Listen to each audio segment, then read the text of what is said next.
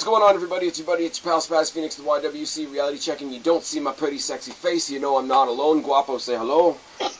Hola, mis amigos. Senor Guapo here once again. Kristen, say hello. Hello. There's some shit going on this weekend. Are we excited? I'm excited. I'm actually looking forward to Rumble. Actually, I'm just happy I don't have the flu anymore. Anything else is icing on the cake. Nice. Yeah, we're going to run into the typical argument that, oh my god, TakeOver is going to be so much better than fill in the blank. I think the Rumble is going to be a lot of fun. The 2 Rumble matches are going to be a lot of fun, and the rest of Rumble I don't really give a fuck about, because I think it's way too predictable. NXT Takeover, we're going to have a lot more to talk about. We are going to be doing the pay-per-view Pick 'em. Once again, for those of you that have done it before, pay-per-view Pick 'em has not changed for NXT Takeover, other than the fact that there is one bonus question. The pay-per-view Pick 'em for the Royal Rumble, the rules have changed slightly, and we will get to that when we get to that. But we got 5 matches for TakeOver. You're going to rank your matches. You're going to make your choices. You're going to rank them based on your confidence, and the bonus question is just worth 1 point. So, what do we want to talk about first? Let's talk about the match that they made after NXT went off the air this week that is happening for reasons, and that is the Velveteen Dream versus Cassius Ohno. I don't know why this match is happening. I couldn't be paid to give a fuck about Cassius Ohno. I like Velveteen Dream in the ring, but the gimmick is terrible. Velveteen Dream's winning. Anybody else? Yeah, basically that's about it. Velveteen Dream, because Cassius Ohno hasn't really been doing much on NXT, so... Okay, so Guapo, you got Velvet at... Hold on, let me look. I just clicked off of it. Hold on. Sorry. We're super organized. I got Velveteen at 5. You got Velveteen at 5. Kristen? Yeah. Same. I do have the same. All right. Velveteen at 5. You know the sad thing is how many times you've referred to this podcast as the more organized podcast? This is the more organized podcast. Of the 2 podcasts I am on, this one is more organized. I think Guapo can agree with that. The other one's just basically a free-for-all shit show that's just really fun to be in. And that goes hashtag off the rails. This one's fun to be in. Oh, it goes immediately off the rails. Immediately. Except when Kristen's trying to keep the train on the track. This one's definitely fun to be in. I'm just saying that we're all over the place in that other one.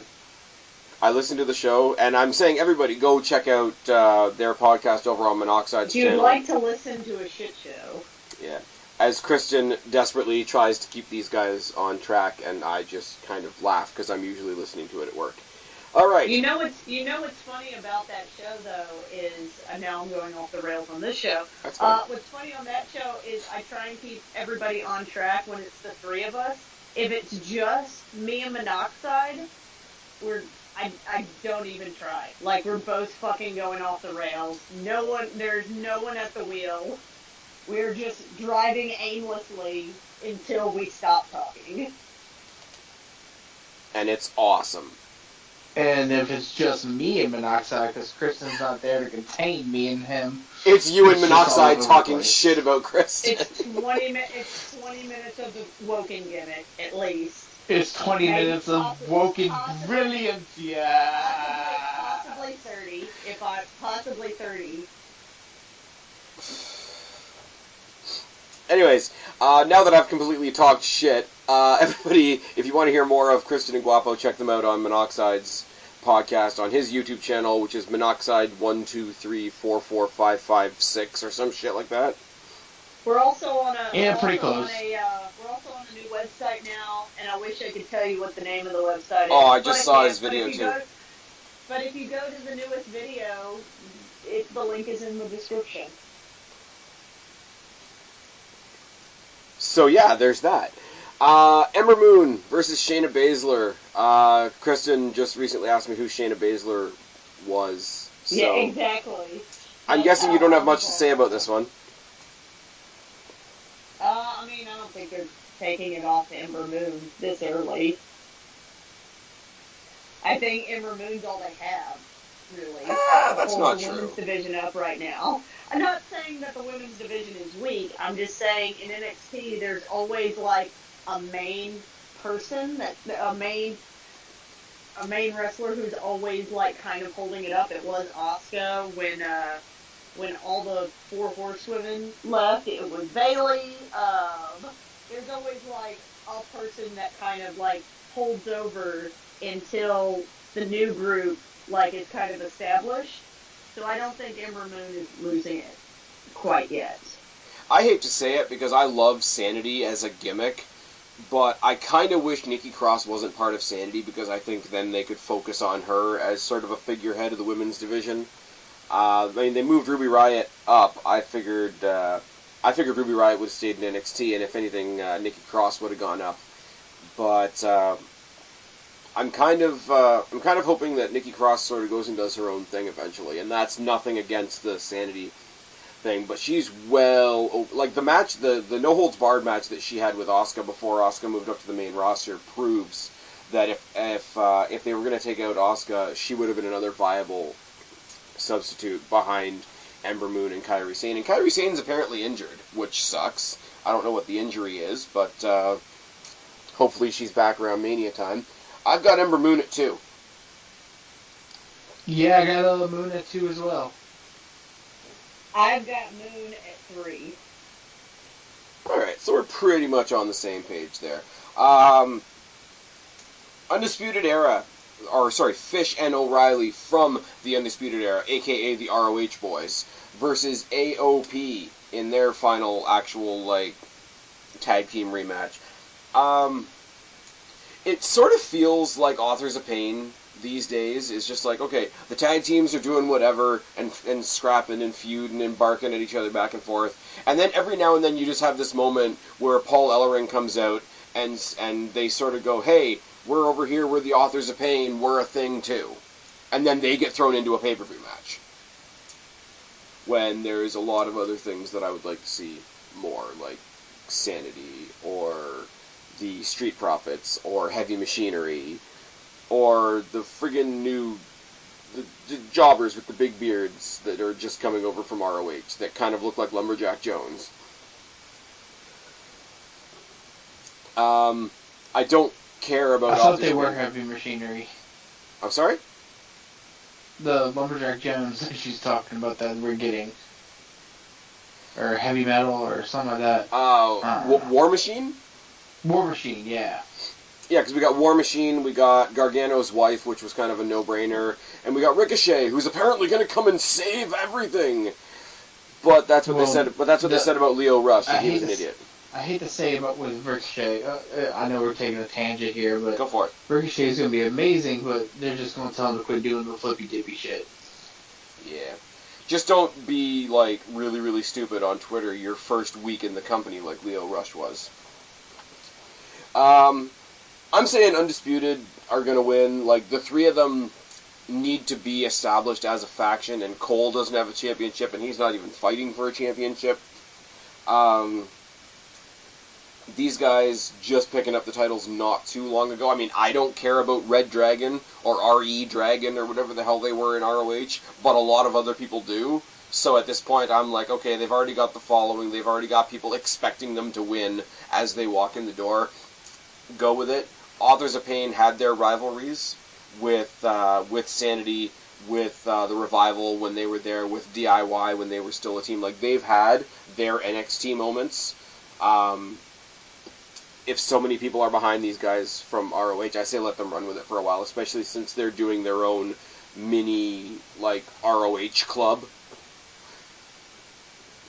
I don't see any reason to take them off, just to put them back on Authors of Pain again. I have Undisputed at 1 for this, just because I feel like they could go anyway with it, but I'm definitely going to say they keep the titles. Alright. Kristen? Agreed. Undisputed. I have them winning at 4. Alright. We're super excited about all of these, I can tell. I know. Honestly, I haven't really watched NXT religiously in a while. You guys know I haven't in a while, so my picks are based on what I know about these characters and what I've seen posted on YouTube, and just blind picking. All right, fair enough. Probably the only one I'm super confident in always is Moon. Yeah. Yeah. Well, the other thing about Ember Moon too is they waited so long to give her the title, and I think we talked about it before. Like, to me, it was almost annoying when they kept on not giving it to her. Not because I was pushing for her to get it right away, but we had this impending feeling where, like, nobody's going to beat Asuka. She's holding that title until eventually Ember Moon gets it. So why are you bothering to put all these other people that I like in these situations where I don't have any reason to believe that they're going to win? So we did a lot of that. And then we put it on Ember Moon. So now that they made us wait for it, she had injuries, came back, the whole fucking shtick. I think they're going to leave it on her for a while. That is. The match of the night, in my opinion, is going to be Adam Cole, Bebe, versus Aleister Black in a no-holds-barred match because it's in Philadelphia and because reasons. And because ROH. Well, yeah.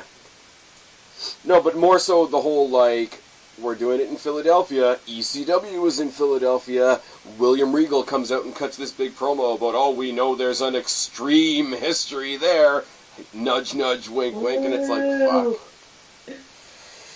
fuck. Honestly, I didn't know anything about Adam Cole before these guys came to NXT, as I'm sure most of you would have guessed. He reminds me of a mini Shawn Michaels. And I'm cool with it. And Aleister Black is one of the coolest characters in NXT right now.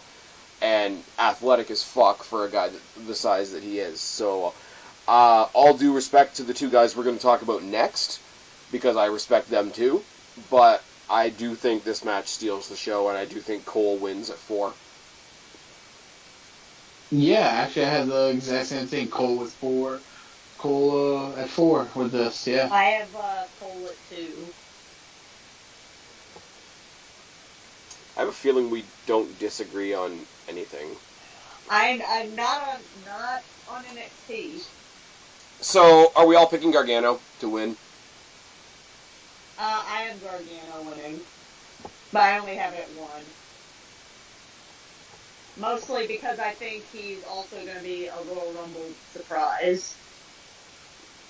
I don't think, if they put the title on him, I don't think he shows up in the Rumble. Because if he shows up in the Rumble... Yeah, exactly. That's why I have it at 1. Because if he wins the title, I don't think he'll... Well, if he wins the title, I think he probably won't be at the Rumble. But I also think that he could be, but he's definitely... like, clearly not going to win. Like, he'll just be, oh, look at Well, that's the thing, is because Gargano has such that, like, Daniel Bryan, like, pure Snow White babyface from the Indies. Like, how pissed off were people the year that Daniel Bryan wasn't in the Rumble? If you put this guy in the Rumble, even as a surprise extra, and he doesn't win, people are going to shit their pants. So, I don't think, especially if he's got the title, but even if he doesn't, you don't put Gargano from NXT to the Royal Rumble. Like, what they did it with Dillinger, they did it with Rusev, I think they did it with Baron Corbin. You knew those guys weren't going to win. You know Ty Dillinger's going to have a good showing. You know Rusev's going to go in there and squash a couple people. You put Gargano in the ring, it doesn't matter who throws him out, they're going to get shit on, like, for a while. So I think they avoid that mess altogether. Mm-hmm. But I do think that they are going the Daniel Bryan route with him. And I think they put the title on him. I think things got really, really fucked up for their writing staff when Drew McIntyre got hurt at the last takeover. So I would love to see what this would have been. Like, if this would have been McIntyre versus Gargano, that would have been pretty fucking amazing. I mean, you guys know me, I sort of go up and down in my opinion of Andrade Almas, but I can't say the guy can't work in the ring. And Zelina Vega as his sidekick manager, whatever, who I've been recently calling the Spanish Trish Stratus. Spanish Trish Stratus. Watch her facial expressions, and tell me her facial expressions don't remind you of the moment in Trish Stratus' entrance where she, like, poses in the silhouette, and then, like, with her one finger up, and then the light hits her face. Just watch her next time she comes out. You'll see what I'm talking about. Okay. Guapo, who you got? I got Almas at 3. Really? So I just don't see them putting the title on Gargano. And like Kristen, I see him possibly being an entrance in the Rumble. I see what you mean about the Daniel Bryan treatment, and people are going to shit on whoever throws him out, but I feel like only the really close fans will actually know who he is. So him getting a spot in the Rumble would just be a good thing to help boost him whenever they finally pull the trigger on putting him on the main roster. Even if it is just for 205. Oh, if they put him on the 205 thing, people are going to shit on that too. People are shitting on Hideo Itami being in 205, and I'm just like, whatever. Because I think WWE has lost a little faith in him with how injured he got. Like, he seemed like, oh, we're about to use him, and oh, shit. Yeah, but you know what? They're forming some tag teams on 205. I mentioned this in the last video. Actually, I should make 2 announcements. One of which is, because they're revamping 205 Live starting next week, I'm actually going to start reviewing 205 Live, because I don't think anybody else does. I think you'd be very correct in your thinking. So I'm going to do it. Nobody else reviews it.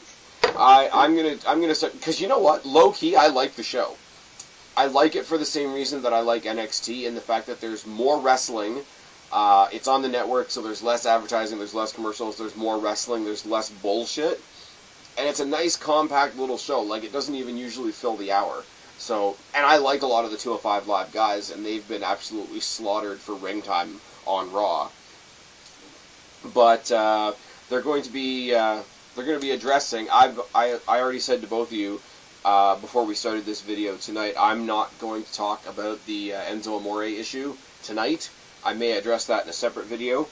But on 205 Live next week, not only are they announcing a general manager for 205 Live, but that general manager is then going to address the vacant Cruiserweight Championship situation. So, a little bit of a rebirth for the show. Hopefully that means they're gonna do something with it, and I'm going to attempt to review it. Also, and this comes with a big thank you to both of you, my channel this week finally clicked over 700 subscribers, which is pretty fucking fun. For those of you that have been watching me for a long time and know that I've sat like between 695 and 698 for like a year and a half, to finally click over into the 700 range is great. So thank you to everybody watching right now, and thank you to my 2 awesome co-hosts that have definitely contributed to that. Going back to what I was saying before, I do think it's cool on 205 Live. It does look like, and I'm not talking about like the Enzo train or whatever, because that was dumb, but it does look like they're starting to put some teams together. Like, I know this past week they teamed up all the luchadors, like Lince Dorado, Gran Metalik, and Kalisto are like a little like threesome of guys now, like a luchador New Day type thing. If they put Hideo Itami and Akira Tozawa together as sort of like a cruiserweight tag team, I'd be 100% in on that. And that would be a way to introduce him slowly, not necessarily have him in the title picture right away, and like have a slow build to him getting the title later on. That's but that being said, like, that's something they could do for Itami if they're not sure about him. They know what they have in Johnny Gargano, or at least I have to believe that they do. So I don't want to see him on 205. Now, before we get off of TakeOver, and before we get on to the Royal Rumble, I do have a bonus question for those of you participating in the pay-per-view pick'em. Bonus questions, both this one and the 3 that I have for the Royal Rumble are all, like, there's no ranking involved. A correct answer just gets you 1 extra point. So that's how that's going to go. The question is, in the title match, Johnny Gargano versus Andrade Cien Almas, I don't care whether it's before the match, during the match, or after the match, but yes or no, do we see interference from Tommaso Ciampa? Yes. No. We do, because Tommaso's been hurt, and I think he should be back by now, so I truly do think he might get a little interference just so he can get some cheap heat or something, you know, coming back. That's the bonus question. Now, just for fun question, if we do get interference between Tommaso Ciampa and the NXT Championship match. What do you consider interference? Like during the match or on the pay-per-view at all? I'm saying before, during, or after. Like, does he get a beatdown? Before, during, or after? Yeah. Okay. That's. I think interference. I think during the match. Okay, then I changed my answer. Okay. Basically, I'm saying, does Ciampa go and fuck him up at all? Like, does he fuck him up before the match so he goes into the match injured? Does he fuck up during the match, get him disqualified, cost him his title? Does he wait till he wins the title and attack him in his glorious moment? Because that's what I think. Low key, I think it's going to be cost him from winning the title. And see, I think it's the other way around. I think he wins the title, and then his glorious moment gets taken away from him. And then I think if NXT knows what they're doing, if NXT was watching the Cruiserweight Classic, I think WrestleMania weekend, that's your takeover, whatever, main event, is Gargano and Ciampa for the title. That'd be that'd be a good one, especially if McIntyre's still hurt. I think even if he's not, like, I mean, I don't want to say Ciampa would take it off him like right at the next pay-per-view, but I mean, if Ciampa eventually like beats him down and gets the title off him, you could very easily transition that into Ciampa versus McIntyre. Yeah. Anyways, so that is TakeOver. I mean, I know we sort of hobbled through it because we've all got varying degrees of watching, but I think we all know what's going on the main roster. So wait, there's wrestling? Oh, fuck. Not if you watch WWE 25, but... anyways. I used to get my news from a puppet, but that's not a thing anymore. What? Oh, you didn't watch the wrestling puppet? Puppet Club? Oh my, I don't. It was your show, except instead of you doing the show, it was like a Muppet. Oh, is that big blue thing that always posts shit on Facebook? Yes, and not anymore because the company that the guy, whoever did that with, decided to cancel it. And didn't he he got people that weren't wrestling fans to look at pictures and say, who do you think is gonna win? Yes.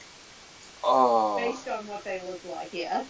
Based on what they look like, who do you think is gonna win this match? That makes me cry a little bit inside. Anyways. Agree or disagree? It was funny. Agree or disagree? The Rumble is the only pay-per-view in the calendar year that is a whole bunch of fun, even if it's shit. Agree. Yes. Okay. Yes, to a certain point. So it's fun until the point that they have Roman Reigns enter and he wins. It's fun until it's God, fun. I hope not. It's fun. If they do, and the Eagles lose the Super Bowl, Philadelphia, Pennsylvania is not going to exist anymore. They will burn it to the fucking ground. Who the fuck still watches football? I do. Anyways. I mean, I'm not happy that the Patriots are in the Super Bowl, but that just makes me want the Eagles to win more. And so I don't okay, care what the I'm going to say this, and I'm probably putting myself out on a wire. Cheater. I'm going to probably put myself out on a... Fuck the Super Bowl. Fuck NFL. I'm probably going to put myself out on a wire here with how much I don't know about football, but the Patriots are basically like the John Cena of football, aren't they? No. The Patriots are the Yankees of football. No. The Patriots are Hulk Hogan after the drugs. That's awkward.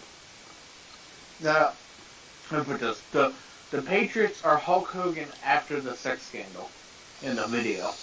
When he's talking about who his daughter's banging while he's banging other people? Yep. The Patriots are like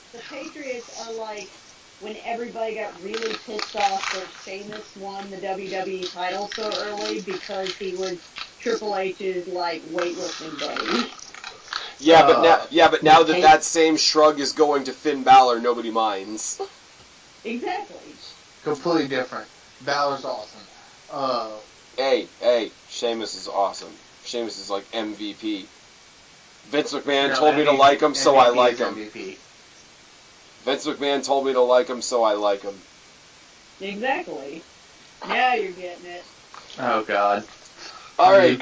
You've been talking to Monoxide too much. I don't think I've ever actually spoken to Monoxide. I've talked to him on Facebook, but... Oh, we gotta get this on the podcast. Oh, I don't know think that's a great idea. Because Monoxide, in his nature, is antagonistic as fuck. And I'm so not, so that would be such a weird thing. Anyways, let's get Here, you know what? I will go ahead and I'll just give you a preview of what that show would be like. So I think Naomi's gonna win because I just think she is the greatest wrestler she is. And if you don't think so, then you're stupid. Or you're dumb. Because Vince McMahon told me that Naomi winning is the greatest thing ever. That is a take. And also, Daddy said like it. And also, Daddy Trump said to like it too. We're gonna build a ring. We're gonna build a wall around the ring for the Women's Royal Rumble. It's gonna be fabulous. Okay, so I don't think I'm alone in saying let's get these 4 bullshit matches out of the way so we can then talk about the Rumble. Yeah. Okay, so real quick. My notes are special. Sheamus and Cesaro taking on our current Raw Tag Team Champions, Seth Rollins and Jason Jordan. Yeah. I know a lot of people... I'm trying to think of the right words. I don't like the Jason Jordan gimmick, but it's because it's working. It's because the whole point of his gimmick is to be, like, super awkward, and, like, everybody's like, oh, God, you're such a fucking nerd, ugh. And I am a person that just doesn't like awkward things. Like, I don't like to watch people be awkward. Like, I don't like to watch, like, other people, like, do something embarrassing, because then I get embarrassed for them. And like people that can't dance? Yes, like, when you're like, please, just stop, please. I get embarrassed for them, and so then I don't like that feeling. I love and hate this. I don't like it. I love and hate this. I don't like we've talked to, one of the things we've talked to at nauseum, I think, between the three of us, is mixed-match tag teams for no reason. Or not no reason, but, like, for very little reason. So I don't like that. I don't like Jordan's character, and it's a 50-50 between the I don't like because I'm not supposed to like it, and the I don't like because it just needs to stop. The only thing saving this for me is Seth Rollins, every time Jordan has a microphone, in, like, permanent facepalm. It's like, oh God, why? Like Rollins is selling what they're doing with Jordan so well that I have to laugh. But if it wasn't for Seth Rollins being so disgusted with Jason Jordan, this wouldn't work. Agreed. Now, athletically, if this eventually leads us to Rollins versus Jordan at WrestleMania, that I won't shake a stick at, because that'll be a good match. I agree, but I'm not sure about this one. Like, they've been pushing so hard to, like, we're not getting along, that we're not clicking as a tag team, that in a lot of cases that telegraphs that they're going to win, but, you know, there's a lot of time it telegraphs. But see, I don't like, the reason that doesn't work is, like, you know they're going to feud eventually. So the fact that they're pointing out so blatantly that they're not a good team, when the breakup of the team actually happens and the commentators are like, oh my god, we didn't see this coming, how did this team get so torn apart, that is not going to be there, and it's just going to make the commentators sound like idiots. Yeah.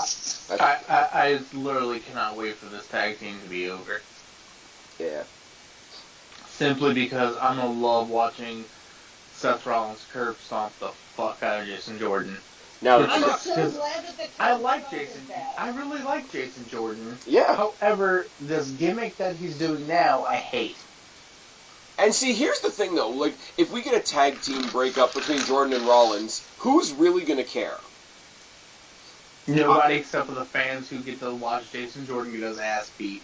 I would much rather, honestly, and I know that we're only supposed to have Raw versus SmackDown at Survivor Series now, because Survivor Series is now bragging rights. I would much rather have them be a good, cohesive team. They lose at the Royal Rumble due to interference from Chad Gable, because, like, hey, fuck you for, like, going and leaving me on SmackDown and succeeding by yourself, and have Gable versus Jordan. Because that's a much longer and much more established story. But we're not getting It's also there. a more interesting story. Yeah. Oh, I just mean, like, in the ring. Like, the physical story that would be told in that ring would be fucking fantastic between the two of them. Because they're so similar in some ways, like, just like the collegiate wrestling, like, the Kurt Angle-ish style. And, I mean, in a different sort of way, I want something better for Seth Rollins. I don't know what right now, because I don't know where else he That's my issue, is that I want something different for Seth Rollins, but I don't know what that is. Like, do I want him in the world title picture? I mean, I wouldn't hate that, but at the same time... I want him in the IC title Yes! picture. 100%. I need him in IC There was title that one... picture. There was that one little, like, 3-week period of time where everybody wanted the IC title. Like, Bray Wyatt wanted it, Finn Balor wanted it, Miz wanted it, Rollins wanted it. Well, that was because nobody knows what happened to the Universal title. Okay, we'll get there when we get there. Guapo, who you got in this? So, I have the bar at number 4 or 3. 3. Okay. Kristen? I had Rollins and Jordan winning at 2, because I don't think they're going to lose it yet. I don't know. Oh, I do. I bet they do. I don't think they'll do the break. I got Rollins and Jordan too. I think they'll do the... Like, I don't think the Rumble needs another big element, because, like I said, like, the Rumble is based on the Rumble matches. I think they'll save, like, the quote-unquote big story of the breakup for the in-between pay-per-view. Because they gotta save something for the in-between pay-per-view. Now, what'll be... I'll say they lose the titles this one, and then they have the big match for the in-between pay-per-view.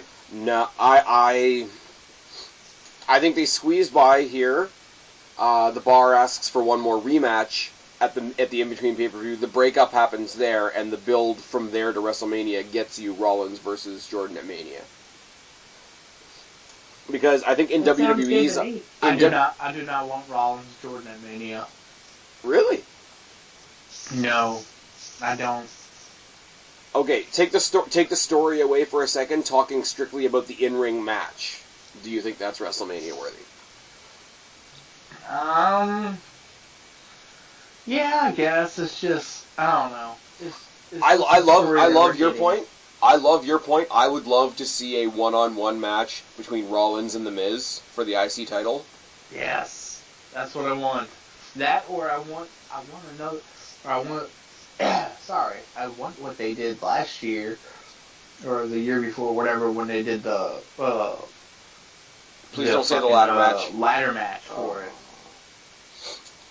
I feel like every year at Mania that they've done like a ladder match for the mid-card title, it's just been like, fuck it, we're not even going to try to book anything. And like, it's cool, ladder matches are a lot like the Rumble. Like, ladder matches are always a win. But the fact that it's always a win means it's not always a win. Like, do you know what I mean? because eventually it feels lazy. I'll give you a really odd comparison. Okay, we all know Disney. Disney owns everything now. Disney remade the Jungle Book movie, and I loved it. I think it was great. Are you putting like a piece of paper on your microphone and crumpling it up? Me? My bad. Oh, okay.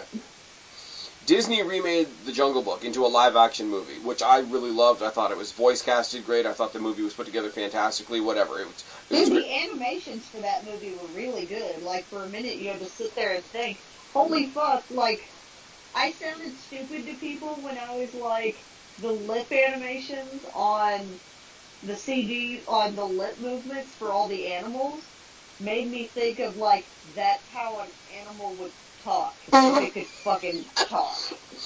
Okay, but I love the new Jungle Book. Okay. Okay, but here's my thing, though, right? And then they made a live-action Beauty and the Beast. Rumor has it, Not as great. Which was good. I haven't seen it. 2019, they're apparently doing. It's on Netflix. Apparently, yeah, for you guys, not for me. Remember, I've got stupid, fucked up Canadian Netflix. And can I tell you, the Mixed Match Challenge on Facebook Watch isn't available in Canada either, so that can go fuck itself too. Really? Yeah, Facebook Watch is in a testing phase only in the States. But okay. How do you able to see the match? I downloaded off of Bally Rules because I'm one of those scumbags, but they're also putting it on the I was about to say they also end up on YouTube. Did they end up on YouTube or did they end up on the network? They end up on YouTube. Okay, fair enough. So getting back to my analogy here, right? So they remade the Beauty and the Beast. I didn't see it. Apparently, from everything I've heard from friends of mine that have kids, apparently it's great. 2019, they're doing a live-action, creepy version of The Little Mermaid, which could, for all I know, be great.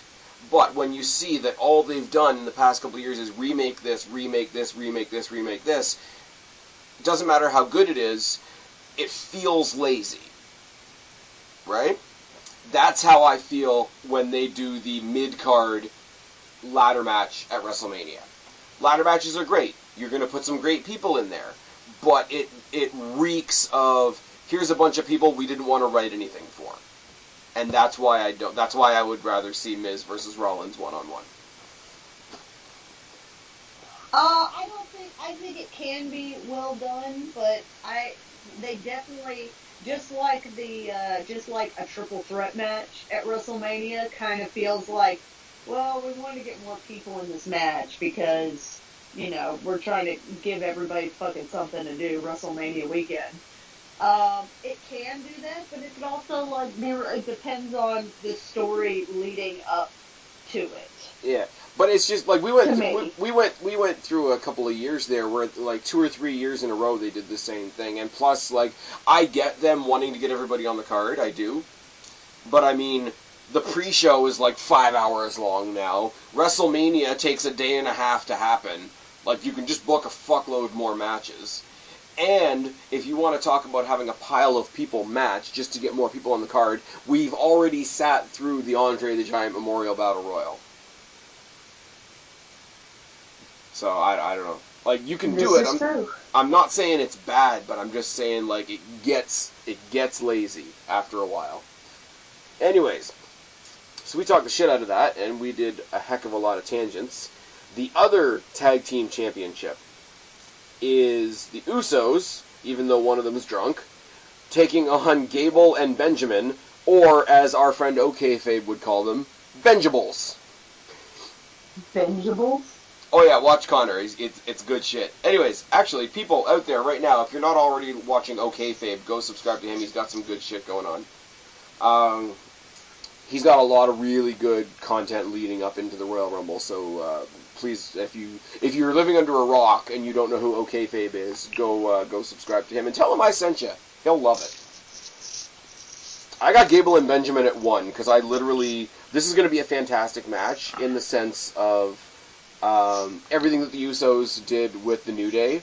We got sick of it. Yeah, why are they doing it over and over and over again? But they kept on showing us that they can keep on giving us good in-ring matches. Like, the matches themselves are fun. You might not care about how you got there, but you're going to have a fun little 20 minutes of awesome wrestling. I think it's going to be the very same here. I don't know whether Jey Uso's issues with the DUI and whatever are going to come and bite that team in the ass. So I've got Gable and Benjamin at 1. I have Gable and Benjamin at 3. I have American Alpha 2.0 at 4.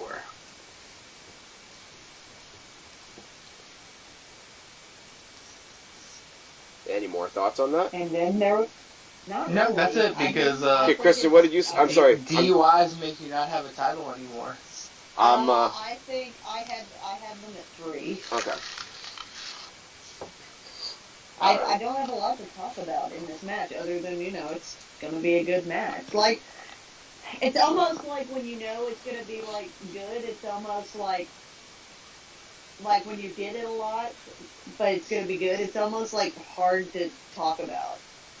Yeah, it's sort of like, what do we have to say other than this match is going to be great? Like, yeah. I really hope, like, something here is going to get bumped to the pre-show, because we got 2 Rumble matches, right? I really hope it's not this match, because there's been so many, especially for the Usos, there's been so many matches of theirs that have been great, and sometimes been the match of the night, that have been relegated to the pre-show. That I would not be surprised if this is in the pre-show. Yeah.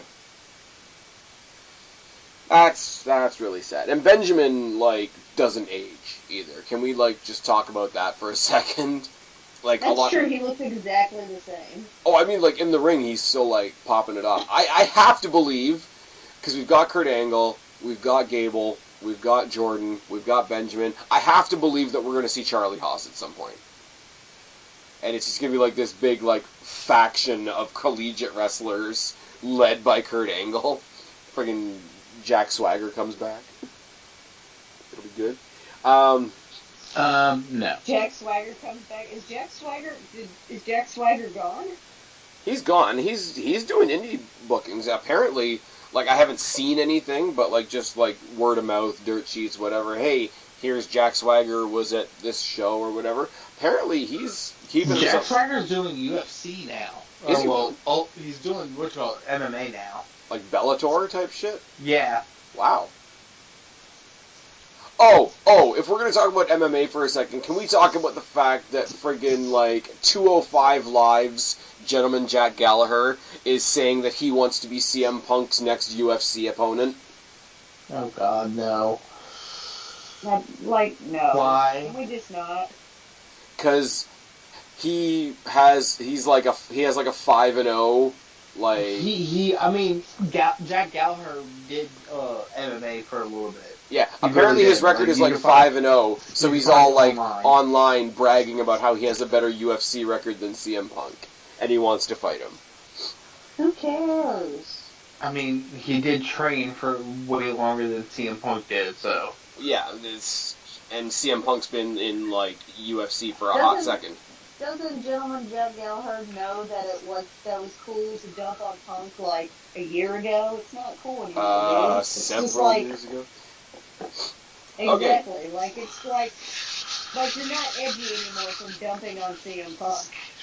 Yeah, you're almost cool for talking shit to CM Punk. You're almost cliche for doing that at this point. Exactly. Okay. Anyways, I'm going to ask you guys to talk amongst yourself for just a moment, because I'm looking for something. Oh, that's a lot to ask of us. I mean, have you ever talked to Kristen, just you and her? You talk to me all the time. I know. I'm just messing with you. Okay, here we go. I got it. Okay, thank God. It was announced, apparently today, that next year's Royal Rumble is going to be in Phoenix, and next year's Royal Rumble is getting the WrestleMania treatment in the sense that it's going to an open stadium. And I'm trying to find the name of it. Where? Chase Field. Where? I think always having it in an outdoor stadium, especially the closer you get to the West Coast, is a mistake. I mean, because mostly... Where is it at? Phoenix. Phoenix, Arizona? Ugh. Like, I think the biggest mistake WWE made when it came to the WrestleMania that they had in San Jose was the fact that the show started and Undertaker's entrance would not be dark. Like, it would still be fucking broad-ass daylight. But see, that element alone is... It would only affect, like, Taker, Balor, Bray Wyatt, Ember Moon if she's on the main roster at that point, or Sanity. I like that they're taking a stab at this. I mean, I could be wrong. Apparently the venue has the capacity for close to 50,000 people, which is cool. It'll make it feel great, which is cool. And I like the fact that this one big extra element that usually only goes to WrestleMania is being spread around more. Because if you only give that large a stage to one show, then that feels like the only show that's actually a big deal. And if they can make more of their shows feel like a big deal, I think it helps. It spreads the popularity around. They always talk about how WrestleMania is like a worldwide event. People come from, like, 100 and something different countries and all the continents and da-da-da-da-da-da, because it's made to feel like something that's bigger than anything else. I think if they're going to try and give that same feel to the Rumble, I think it's a good thing. I don't know how well the Royal Rumble match itself is going to translate in a venue that big as far as visual and all that sort of thing. That could be an issue. But I think, yeah, like, give it that huge, huge, huge feeling. Not for a WrestleMania. I commend them for the effort. And I'm just reading the rest of the little thing on... shout out to Aaron Rift and the people at No DQ, because that's where I'm getting all this information from. But, yeah, the Rumble pay-per-view itself is happening at Chase Field. The Takeover on Saturday, the Raw, and the SmackDown surrounding it are all taking place at the Talking Stick Resort Arena. Now, that's a lot of wrestling. Good for Phoenix, I guess. I mean, we had it up here for Survivor Series a couple years ago. People buy packages of 4 tickets. There's going to be a lot of traffic going through that city, and like I said, if it's going to get a WrestleMania amount of people, it's going to be good for Phoenix. It's going to be good. It's going to make the show feel big, is my big thing. And I know I'm rambling on this now, but if we can make something else feel like it's even close to as big as WrestleMania, people are going to think more of it, despite whatever issues might arise.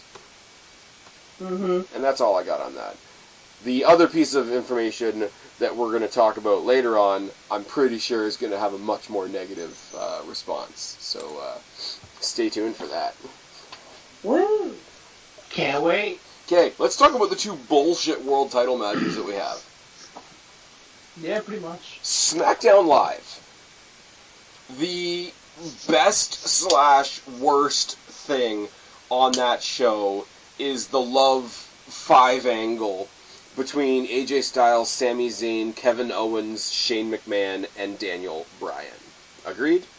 Yes, no? Agreed. Yeah. I love the story. I love heel Sami Zayn. I love Daniel Bryan and Shane McMahon bickering like an old married couple. It's all wonderful.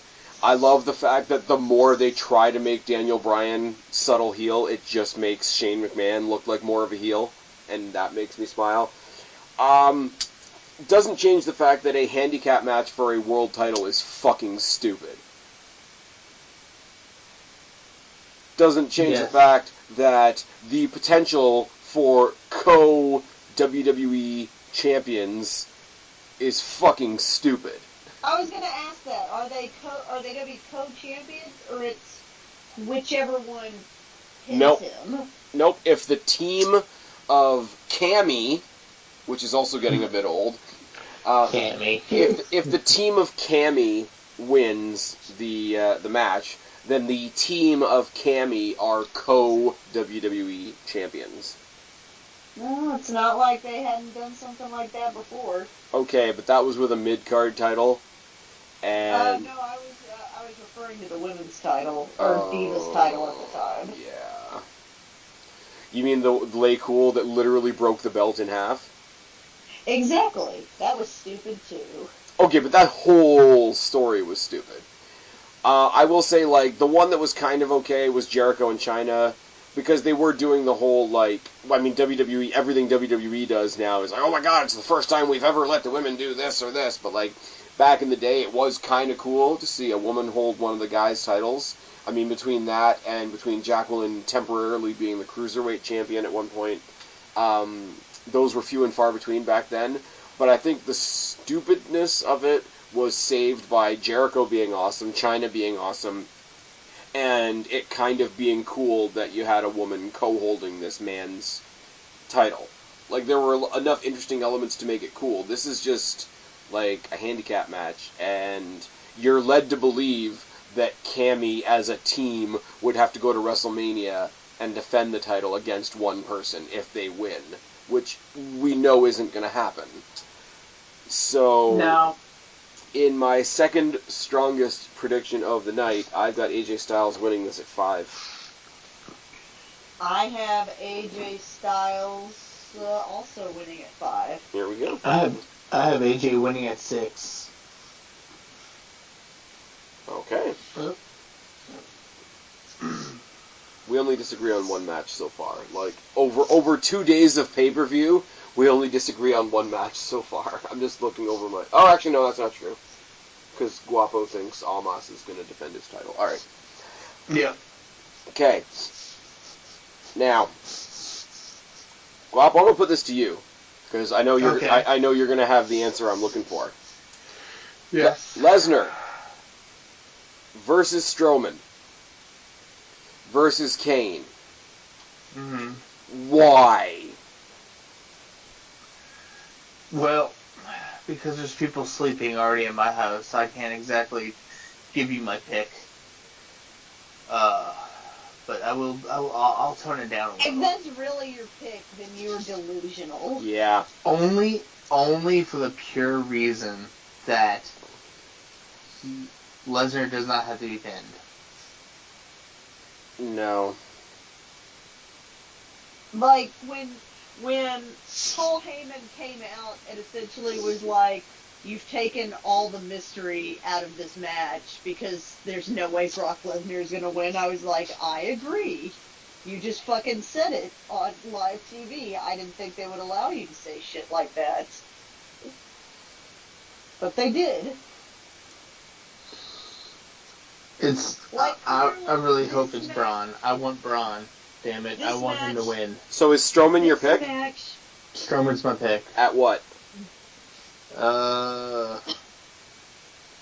Strowman is my pick at number 2. At 2. Kristen, smarten him up.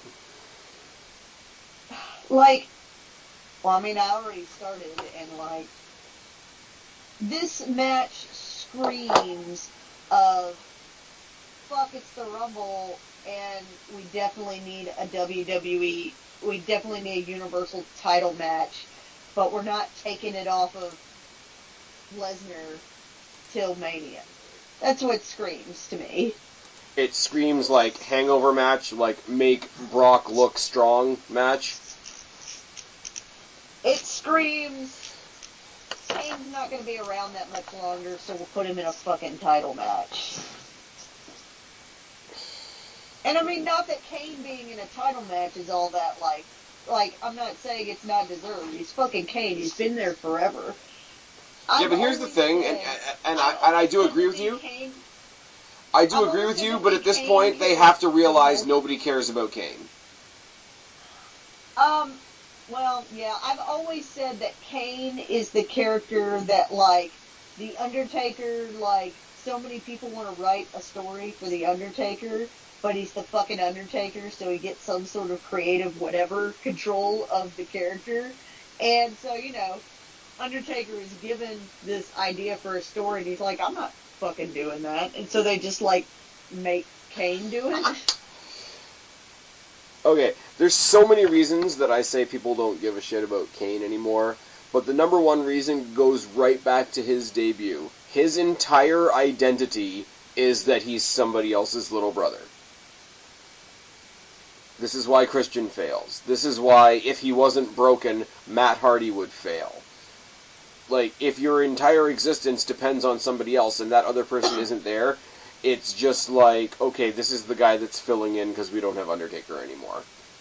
And then they fucked him up so much that, like, even if he was a character on his own, we don't care about that character anymore.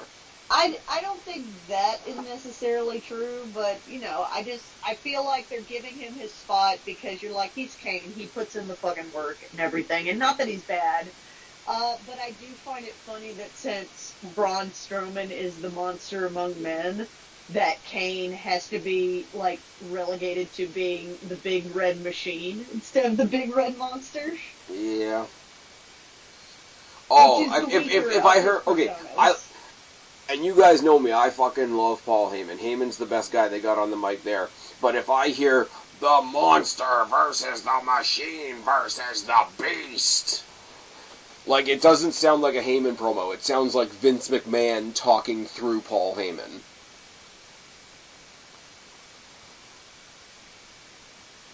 I'm just saying. I have Brock Lesnar winning at 6, by the way. So do I. Because we know what's up. Because Guapo is... Oh, ye of little faith. You're Guapo insane. You're delusional. Braun Strowman's gonna go into the friggin' WrestleMania as WWE Universal Champion. Yes.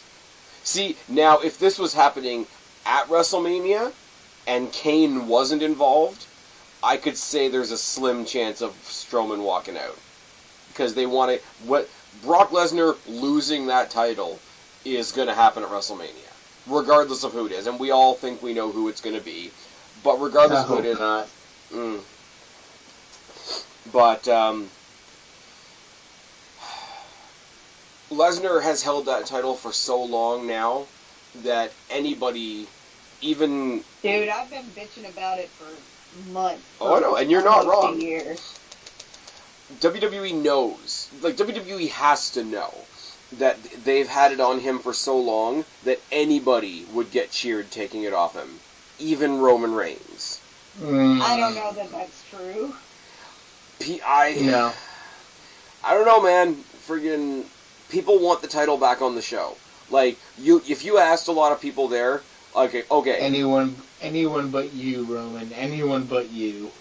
Yeah, friggin', if you ask somebody, hey man, if they told you for a fact that Roman is the one getting the title shot at Mania, what would you say? A lot of people, if you pressed them and if they really thought about it long enough, they'd be like, well, sure, Roman can win to get it back on Raw, but then he can lose it to Finn Balor the next night and everything will be good. Or something like that. Like, you can't put it on somebody if it's not there. You know what I mean? Kristen, you've been saying this for a long-ass time. Exactly. I don't know that I would be happy to put it on him, but I would be happy to have the fucking title back. Fair enough. But yeah, Guapo, you're insane. Guapo, you are an insane person. Guapo, I'm going to make an old-school Taz show reference for a second, so Kristen will make fun of me any second now. Do you remember... when they were predicting, like, it was like 1 or 2 pay-per-views before the WrestleMania last year, and they were doing the pick 'em on their show, and they asked Ant who was going to come out Cruiserweight champion, and he thought it was going to be Jack Gallagher over Neville. Yeah. That's kind of what you're doing. Well, you know. It's kind of what you're doing. Anyways, let us now move on to the classic Royal Rumble match. And here's where anybody playing along with us in the pay-per-view pick'em, this is going to be a pick that you would do as any other pick. You would rank your confidence in the pick the way you would anything else. But your pick... But you get 3 shots at it. But you get 3 shots at it. So I've got this for the men's Royal Rumble. My ranking is 4, and I'll give you 3. I'll give you my 3 names in a second. But if any of those 3 names win, I will get those 4 points. That's what that means. So for the 2 Rumble matches, and we're going to talk about the Women's Rumble in a second, it's kind of the same and kind of different. You're going to put your ranking, and you're going to put the 3 people you think might win that particular Rumble. I hope that makes sense. And then we've got 3 more bonus questions, and then we're going to call it a night, because Spaz is fucking tired. Yes. Kristen, you go first. Yes. Okay, for the men's Rumble, I think I have people selected who are not going to be shockers to anybody. I think these are ones that almost everybody, if they had like three choices, would pick probably these guys. There's like 5 guys floating around that everybody's like, these people are going to win. I do not have probably the most predicted, which is Shinsuke Nakamura. I have Reigns, Balor, Cena. And Cena. You're delusional. And out. Okay, really? and what? Am I delusional? And what's your number? One of those winning? I have it at 1. At 1. All right. Okay. I think the people that have been bitching about how Shinsuke Nakamura has been shit on, I'm not saying that's not true, but then turn around and say he's probably going to win the Rumble, I think they're delusional. Because you think WWE is going to go from shitting on somebody to you're getting a main event slot at WrestleMania. I don't know though, because as much as WWE doesn't like indie booking, they do acknowledge it. When they needed to put that pay-per-view together last year, like on the fly, because everybody was sick, and they needed to pull some people from SmackDown, what did they give you out of nowhere? Because they knew exactly the reaction it would get. They gave you Balor versus Styles. So yes, but so many people had to so many things had to happen in order for that to happen. That doesn't mean WWE. If that hadn't happened, you would have gotten the shitty. Sister Abigail. The Demon Finn Balor versus Sister Abigail, which was dumb and stupid. True. But I also think something has to drastically happen for WWE to decide. Okay, we're not going to shit on this person. Okay, I'm going to get to why I don't 100% believe that when we get to my picks. But Guapo. Yes. Let's see. I have the artist Shinsuke Nakamura, Finn Balor, and Roman Reigns. And that's at number 1. You literally only have one person different than I do, and yet I'm delusional. Yes. You are. What was your ranking? 1. Okay. I can see that. I mean, I would love, Balor. You guys have both said Balor, and that's really cute. And I would love to see it, because, the whole, he got to the top of the mountain, and then it was literally taken from him the next day, so he gets the title back on the biggest stage. It's real cute. I don't think WWE is going to give it to us, because they've got him going off in a faction direction. They've basically used him and Gallows and Anderson to say fuck you to the young schmucks and Kenny Obeda there. But I don't think it's going to happen right now. You're going to see a whole bunch of shit between them and other 3 random collections of people for a while. My picks, and I actually went above a 1 ranking. At 4, I got 2 that are pretty damn obvious, and 1 that's a total wild card pick. And I did the same thing with the Women's Rumble as well. Mine are Shinsuke Nakamura, Roman Reigns, and pulling an Ultimate Warrior, The Miz. Now I have to say that you're delusional. Hey, I said 2 obvious and 1 wild card, did I not? That's true. You did. Because everybody was worried, because everybody's convinced that they're going to push Roman Reigns versus Brock Lesnar down our throats at WrestleMania, and they were even more concerned when Roman had the IC title that he was going to take up not only the main event slot, but he was going to drag the Intercontinental Championship through the mud as well. Miz and that Intercontinental Championship are rightfully joined at the hip, and I love it. I'm not saying that Miz versus Brock Lesnar would be a Dave Meltzer 6-star classic, but I would love to see Intercontinental Champion The Miz versus Universal Champion Brock Lesnar. because I think the promos between The Miz and Paul Heyman would be fucking money. I don't disagree with you in that, but I also think you're delusional. Yeah. And also, like, even if Brock wins... Actually, no, that's not true. I was going to say, if it was any other champion, hey, he could lose it somewhere in the middle, but no. I cut myself off on that one. Anyways, the reason I say Nakamura, and I sort of disagree, Kristen, with what you were saying about, like, you know, he was done. You know, they're not going to give it to him just because the Indies want it. I think because there's 2 world championships, and clearly they're going to be focusing more on the Brock versus Roman match, because that's the match that Vince is going to be jerking off to. I think it'll be a case where WWE does the one match that they want to do, and the balance of that being they give the fans what the match that they want over here. I will be just as excited as you guys are if Shinsuke wins it. I don't see it happening. Yeah. And the only reason I see them giving it to Balor is because of all the, like, kind of push they're giving to the Balor Club. I mean, they went out with fucking DX. Yeah. For God's sakes. Like, there's no, like, higher spot on a nostalgia show than to be like, we get to hang out in ring with DX. Yeah. Other than to tell the Bullet Club to fuck themselves. You know what? I don't even care. I'm happy for WWE telling those guys to go fuck themselves. Not only did they get to tell the Bullet Club to go fuck themselves, they got to tell the Bullet Club to go fuck themselves with DX. Oh no, I'm saying WWE as a whole got to tell the Bullet Club and the Young Schmucks and Kenny Obeda to go fuck themselves. And they also got to troll them with having the Revival come out. Because if you don't know, FTRR. Sure. You get it? No. Alright.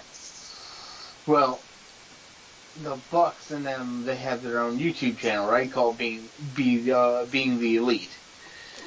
And they had this running gag where they would say FTR, which meant fuck the Revival. Well, part of the cease and desist was they cannot say fuck the Revival anymore. So they came up with FTRR, and they still haven't said exactly what it means. But you know what it means. Really fuck the Revival. You get it. It would be really cool if they could get over without latching on to WWE. Fuck the Roman Reigns. That's what me and Suave think it is. It would be really cool if their entire identity wasn't, like, trying to be the NWO / taking digs at WWE. They might they might actually have to get a personality. At WWE when they don't want you in their club. It screams very much like you won't let us in our club, so we're gonna make our own club that's so much cooler than your club. Except our club is really like our dad's backyard with with McDonald's juice. Like, we're not saying your club isn't cool, but when you spout out how cool your club is compared to somebody else's club, then your club's not cool, dude. If you spout out at all how cool your club is, your club's probably not that cool. Let's talk about the real talking point of this year's Royal Rumble. And I love it. I love that we're having a women's Royal Rumble. But, and this is the other big news that broke today. Do you know, by any chance, who is doing guest color commentary on the Women's Royal Rumble? Do you? Stephanie McMahon. I can't even be mad because how mad other people are about this is already entertaining me. Like, I could not care less. It's so bad, though. Like, we had the discussion before about, like, you know, them breaking kayfabe when the announcement was made and everybody sort of, like, getting together and celebrating the achievement, and Stephanie McMahon had to plant herself in the middle. And I was okay with that. Because there are times in wrestling where it's okay to break kayfabe, I think. Like, any given, like, Bayley-Sasha Banks match in NXT where they, like, fucking destroyed each other. But at the end, everybody was chanting how awesome it was, and they were both sitting there with tears in their eyes, and they hugged afterwards. But next week they were still rivals on NXT, and nobody gave a single fuck. People are only complaining because it happened on Raw instead of on NXT, and they're complaining because Stephanie McMahon was involved, and I get it. And it's all sort of like, on the one hand, we're doing this awesome thing, but on the other hand, hey, look at us, we're doing this awesome thing. Stephanie McMahon putting herself on commentary for this match, it tests the limits of what I can shrug off. I'll just say that. I think it screams, if I'm going to decide to make an argument against it, I don't give a fuck. But if I'm going to try and give a fuck about it, it does scream a little of separate but equal. We're gonna give the boys are gonna have their Royal Rumble, the girls are gonna have their Royal Rumble, and theirs is gonna have female commentators, and the boys will have male commentators. Like, it screams a little of that. But they have female commentators, though. Exactly. I'm not about it at all. Don't get me wrong, I'm not against them having female commentary. When Renee Young did commentary on NXT, I fucking loved it. I thought it was great. Beth Phoenix. Also, a much better pick if you're going to decide to have female commentators. Beth Phoenix is doing commentary on the Mixed Match Challenge, and she's prepared as fuck. I'm actually really impressed with her. Not so great, but we had Lita, obviously, with Jim Ross for the Mae Young Classic. There are women you could pull from if you want to have a female presence on commentary without it being Stephanie McMahon. Because with it being Stephanie McMahon, I don't care, equal, not equal, whatever. Like, I get that. But Stephanie McMahon came out and made an announcement, and now she's going to come out on the show and basically kick her feet up and say, look what I did. And that's a little offensive. To me, anyways. Like I said, I have to muster up some give a fuck. Yeah. Oh yeah, no, like I'm saying, if there's a reaction to this, that's what it is. I'm going to watch the match. And the other thing is, too, is I just don't think she's going to be that great. I mean... No, I don't think she's going to be that great. We all talk about how commentary is terrible and rah. We could do without Booker T. But Michael Cole, I'm hesitant to say this because I'm going to get all the slings and arrows. Michael Cole isn't as bad as people think he is I think anymore. He's gotten a lot better. But Michael Cole also, runs commentary for the WWE. He arranges the commentary for Raw, for SmackDown, for NXT, for any tournaments they do, for any pay-per-views they do. He's on commentary, but he also runs commentary. It's not like a couple years ago when they tried to have him have, a heel run, which was stupid. Yeah, that was stupid. But, I mean, the combination alone of Michael Cole and Corey Graves is a decent team. It's like friggin', what's his name? Tom Phillips and Corey Graves on SmackDown, like when they were in NXT, are great. They don't need the extra person. None of those commentary teams need the third person. You don't need Percy Watson on NXT. You don't need Byron Saxton on SmackDown. You don't need Booker T on Raw. And yes, people out there that are trying to make me out to be an asshole, yes, they all have one thing in common. That's not why I'm saying it, and you can go fuck yourself. Listen to 205 Live, where you've got I think his name's Vic D'Amato and Nigel McGuinness. Two-man team, and it's fucking great. The only three-person team I can stand right now is the Mixed Match Challenge, which is Michael Cole, Corey Graves, and Beth Phoenix. But that's because it's one 20-minute show at a time. Anyways, enough of that. Kristen, how excited are you about the Women's Royal Rumble? I'm very excited about the Women's Royal Rumble. I'm just excited about the match in general, which is maybe reminiscent of how they are. I mean, with the Men's Rumble, they kind of who's gonna win? Whereas the Women's Rumble, it's kind of this is happening. We should just be excited that this is happening. Also, Asuka might win. She's really the only one I've seen that they are, really pushing to win. I have two people that are probably, the norm, and one wild card. and it's only due to Paige getting injured. Yeah. I have Asuka, Nia Jax, which is probably my number one, like, if I were to pick between these three. Okay. Asuka, Nia Jax, and Ruby Riott, and that's only because she's basically doing the Paige role, but on SmackDown. Alright, and you've got that at what?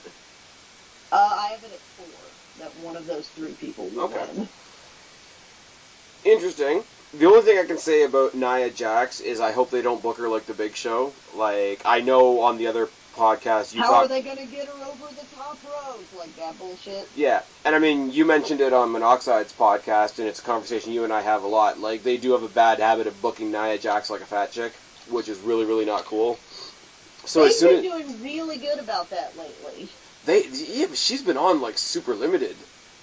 Like, they've been doing the whole, like, hey, here's Absolution taking on 3 other random people, and because we have to show clusterfuckery, at the end, Nia Jax just comes and, like, clotheslines all of them. So I'm just saying, like, the minute they start doing, like, the Big Show verbiage, like, oh my god, you know, look at me, and they won't say, like they do with the men, that she's bigger than them. They'll just say something, like, totally anonymous, like, oh, you can't compete with the power of Nia Jax, and it's, when really what they mean is she's twice as big as the rest of them. Not that that's a bad thing, but I think the way they tiptoe around it is kind of sad. When they start saying that stuff, oh my god, it's going to take 2 or 3 to get her out, how are they going to get her out? That's when they're going to get her out. And that's why I don't, because logically, she should win the Rumble. Like, if this was like a shoot Royal Rumble, she would win. Like, that's a thing. But because that's a thing, she won't. I also think she's gonna win because, I mean, she's not gonna have this storyline anymore because now Enzo Amore's gone. But you know, that's for a whole nother show. Yeah, but it is. So Enzo Amore's gone, but that whole storyline was like, you know, her best friend, like, wanting to, like, come and help her, quote, frenemy wanting to come and help her, and, you know, Enzo, like, kind of pushing her friend out, and so, you know, I feel like it was coming to a, we're gonna fight for the title at Mania thing, and so I think even without Enzo, it's just a continuation of that storyline that now he doesn't have to be involved in. Right. The other thing is, too, is there's, because neither one of the women's champions are in this, and neither one of the women's champions are even on this card.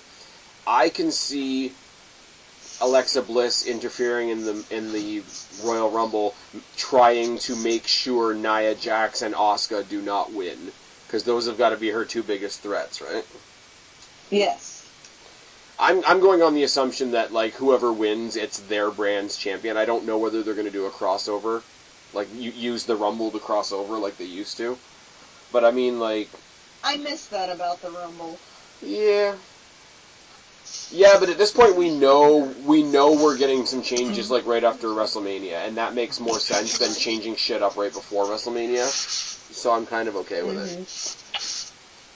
Guapo, who you got?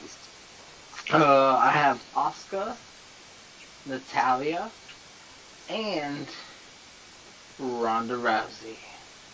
I don't think. Well, you know, let's go ahead and talk about that.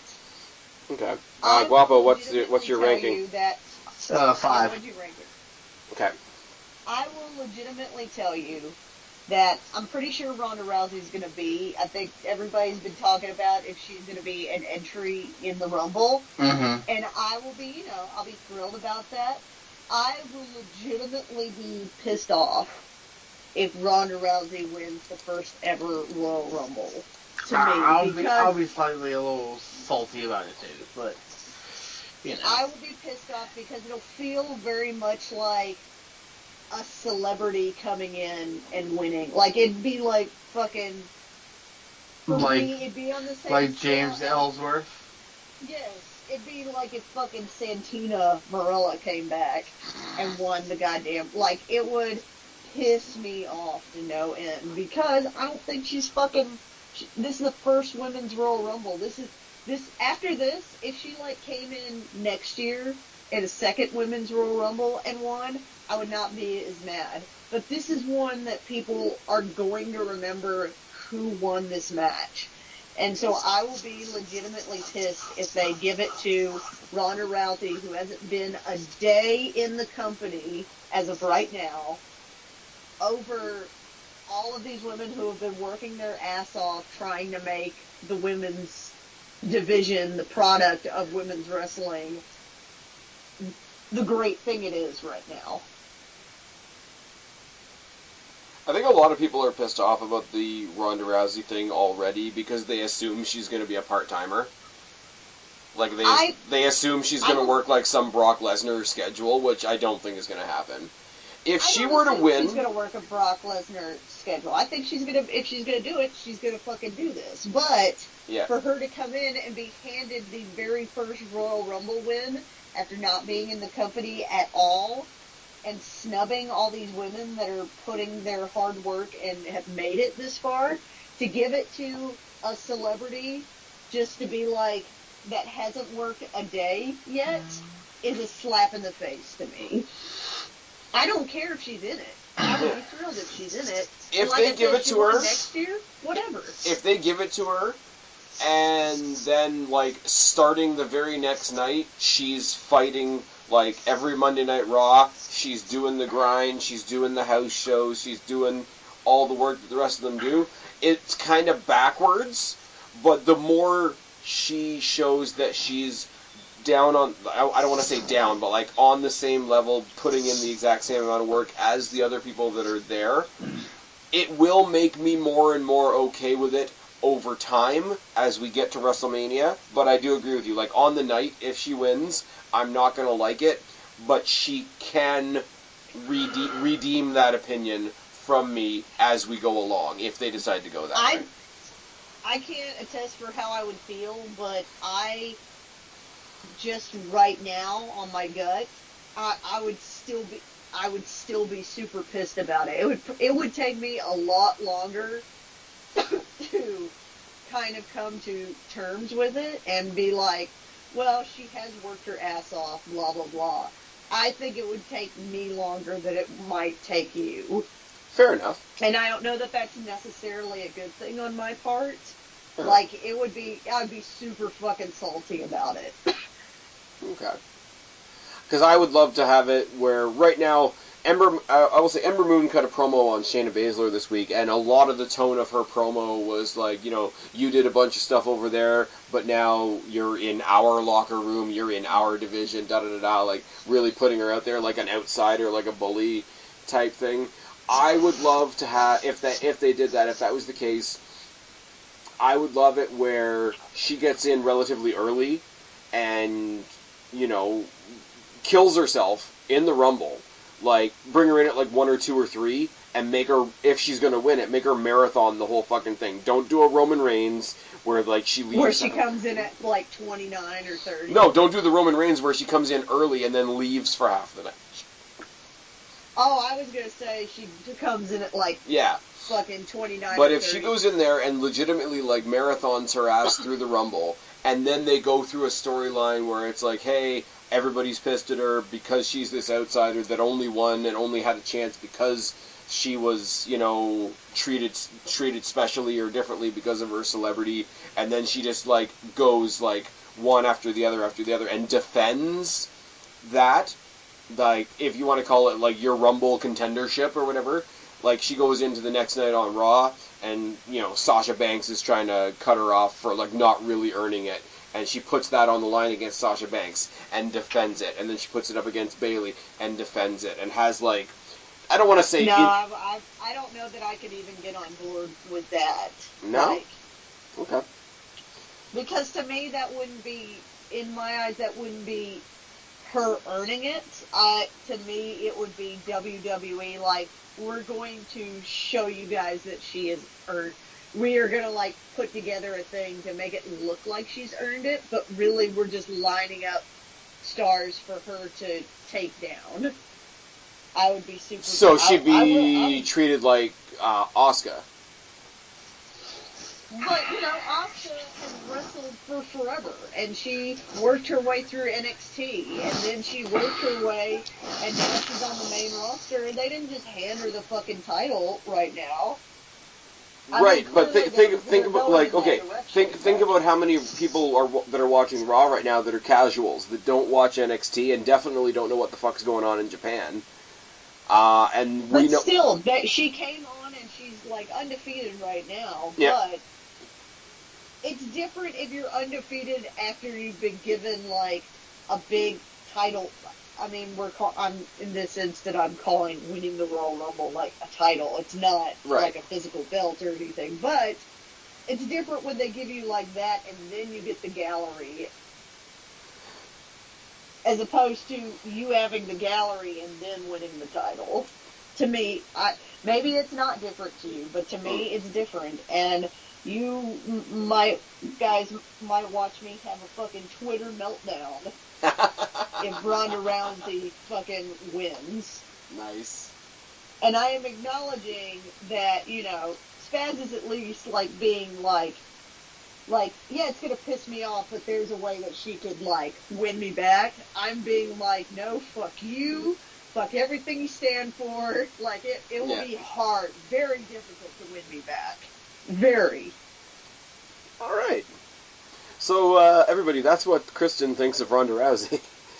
I like Ronda Rousey. I don't like the idea of Ronda Rousey. Never mind. I've already done this. Yes, my please. picks. Stop. I like Ronda Rousey. Let's start wrapping this up. Nah. My picks, and I told you guys once again that I was going to do two really obvious ones and sort of a dark horse. Not nearly as much to talk about as my dark horse of The Miz, but we'll get there when we get there. My obvious picks are Rousey and Asuka. These are at 3, by the way. My dark horse is Becky Lynch.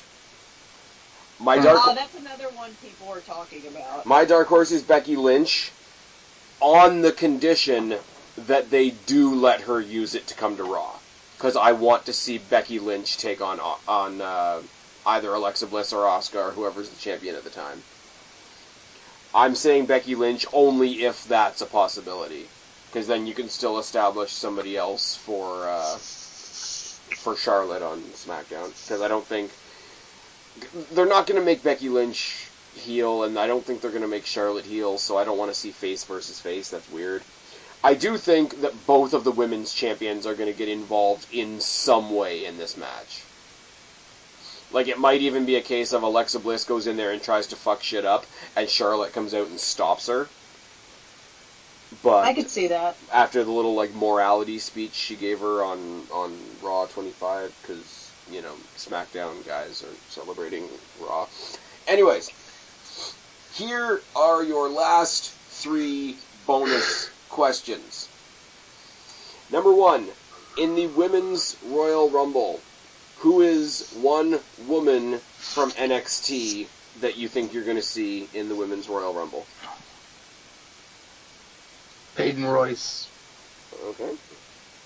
That's a good one. I had a bunch of people from NXT, and now I can't remember any of the ones that I was going to do.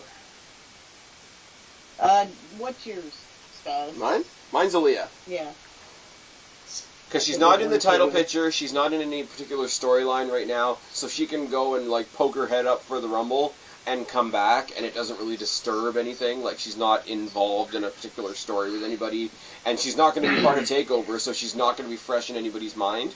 And I've seen her a couple times now at house shows, and she's decent as fuck in the ring. Like, I'm really, it's really unfortunate how they kind of use her as the women's Ziggler on NXT, because she could have a run in her own right. It just hasn't happened yet. I agree with that. I'm gonna steal your pick too, because I can't think of the one that I was gonna say.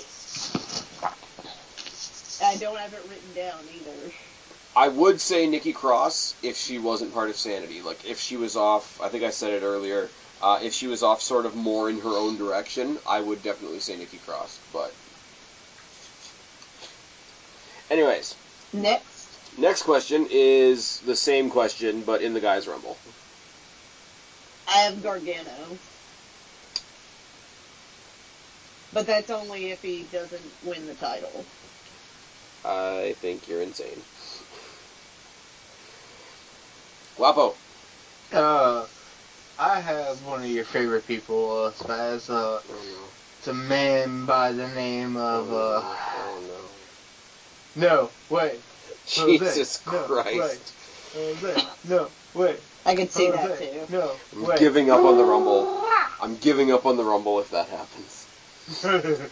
Look, just don't be mad because you know your ass is going to be getting up and dancing as soon as you hear, no, wait. Oh, this. No. This wait. week on... Okay, oh, you guys... No, wait. Fuck off, oh, Guapo. Sorry. You guys know me. You guys know I love NXT as a brand, right? Yes. This week on NXT, I had to put up with the returns of No Way, Jobber Zay, and the Hair Snake. Look. It made me Spaz. sad. Look, Spaz. You have no idea how hype me and Suave and the rest of the people in New Orleans got when No Way Jose came out when we went to the NXT house show. It was so good. Why? It was great. Because we're all marks. His finisher is a baseball punch. Just Stop! look, I am just, indifferent. Just Stop okay? the pain. Just go with, just, okay? Oh. Oh. Who's your pick? I'm so scared that in like a year we're gonna see some pay-per-view main event and it's gonna be the human hair snake versus Naomi, and I'm just gonna cry.